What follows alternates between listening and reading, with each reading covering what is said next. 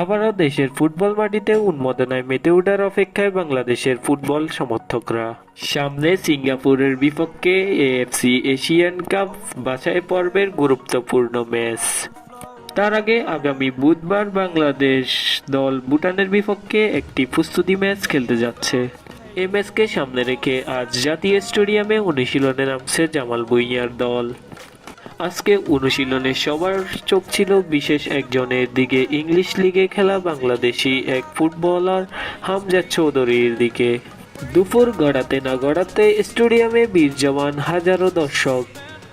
বিকাল 4:30টায় জাতীয় দলের প্রবেশের সঙ্গে সঙ্গে পুরো এলাকা মুখরিত হয়ে ওঠে গণতালি ও স্লোগানে। তবে কোচ হাবিয়ার কাবরেরা আজকের অনুশীলন রেখেছে ক্লোজ ডোরে, বাহিরের কারো প্রবেশ অধিকার ছিল না। সিঙ্গাপুরের বিপক্ষে 10 জুন ম্যাচটিকে বলা হচ্ছে বাংলাদেশ ফুটবল ইতিহাসের টার্নিং পয়েন্ট। হামজা, সামিত ও ফাহমিদুল নিয়ে গড়া এই দলকে নিয়ে সমর্থকদের প্রত্যাশা তুঙ্গে। সেই প্রত্যাশার চাপ কতটা সামলাতে পারে লাল সবুজের যোদ্ধারা, তা দেখতে অপেক্ষা মাত্র কয়েকটা দিনের। বাংলাদেশ সিঙ্গাপুর ম্যাচ এটি একটি শুধু খেলা নয়, এটি বাংলাদেশ ফুটবল অধ্যায়ের নতুন একটি সূচনা। এই ম্যাচ দিয়ে হয়তো বদলে যেতে পারে বাংলাদেশ ফুটবলের ভবিষ্যৎ।